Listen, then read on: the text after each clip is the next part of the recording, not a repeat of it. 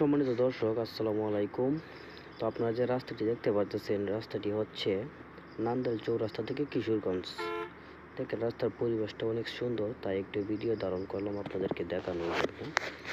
আসলে আমি কোনো পেশাদার ইউটিউবার কিংবা কন্টেন্ট ক্রিয়েটর নয়, মনের শখে মাঝে মধ্যে ভিডিও ধারণ করি এবং ভিডিওগুলো আপনাদের মাঝে শেয়ার করি।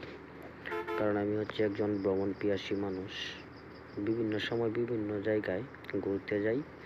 তাই একটা ফেসবুক পেজ এবং একটা ইউটিউব চ্যানেল খুলছি, যে বিভিন্ন জায়গায় যেহেতু ঘুরতে যাই, অনেক প্রাকৃতিক সৌন্দর্য দেখি এবং সেগুলো আপনাদেরকে দেখাবো না, এটা তো হতেই পারে না। ঠিক এই উদ্দেশ্যেই আমার একটা ফেসবুক পেজ এবং একটা ইউটিউব চ্যানেল খুলেছি। আর একটা টিকটক অ্যাকাউন্ট আছে, এটা মাঝে মাঝে ভিডিও সারি, মাঝে মাঝে সারি না। তো কথাটা হচ্ছে, আজকে আমি যাইতেছিলাম কুমিল্লা বাসে করে।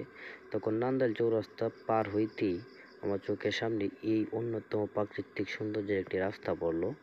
তখন ভাবলাম যে আমার যেহেতু কয়েকজন সাবস্ক্রাইবার আছে এবং কিছু ফলোয়ার আছে, তাদেরকে আমার একটু এই ভিউটা দেখানোর চেষ্টা করি। তাই মূলত ভিডিওটা ধারণ করা। দেখেন আসলে প্রাকৃতিক সৌন্দর্যটা আমাকে খুব মুগ্ধ করে।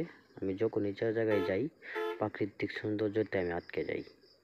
তাই আপনাদেরকে আটকানোর জন্য এরকম ভিডিওগুলো এখন থেকে নিয়মিত আমার ইউটিউব চ্যানেল এবং ফেসবুক পেজে পাবেন। আশা করি যদি আমার ভিডিওটি ভালো লাগে তাহলে অবশ্যই আমার ইউটিউব চ্যানেলটি সাবস্ক্রাইব করবেন এবং ফেসবুক পেজে যদি দেখে থাকেন তাহলে অবশ্যই ফলো করে আমার পাশেই থাকবেন। তো দেখেন আসলে আপনাদের সাথে কথা বলতে বলতে ভিডিওটা কিন্তু 1 মিনিট 45 সেকেন্ড অলরেডি চলে গেছে।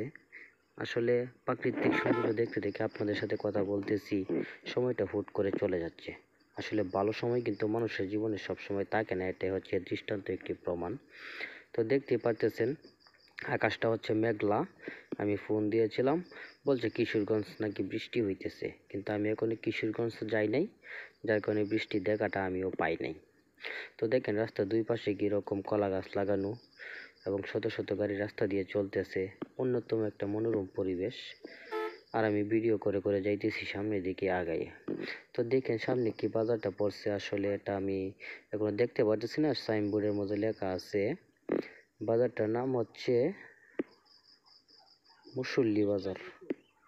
এটা হচ্ছে নান্দাইল চৌরাস্তা পার হওয়ার পরে মুসল্লি বাজার।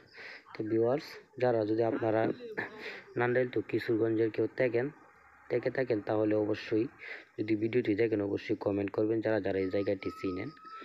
তো এখানে গাড়ি একটা ছোটো ব্রেক দিল, দিয়ে একটা স্পিড ব্রেকার ছিল, সেটা পার হওয়ার পর আবার আমাদের গাড়িটা ড্রাইভার সাহেবের টার্ন শুরু করলো। তো ভিউয়ার্স দেখতে পারতেছেন আসলে কিশোরগঞ্জ বাংলাদেশের মধ্যে একটি উন্নত জেলা, এটা বলতে হবে। দেখতে পারতেছেন রাস্তাঘাটের অবস্থা অনেক সুন্দর, চারপাশের ভিউ অসাধারণ। তো আমি সবাইকে একটা কথাই বলবো, আপনারা প্রাকৃতিক সৌন্দর্য ভিডিওগুলো দেখবেন। সেটা আমি সারি এই জন্য না, অন্য যারা সারে তাদের ভিডিওগুলো দেখবেন। কিন্তু যখনই আমার সামনে অ্যাম্বুলেন্সটা পড়ে তখন আমার খুব কষ্ট লাগে।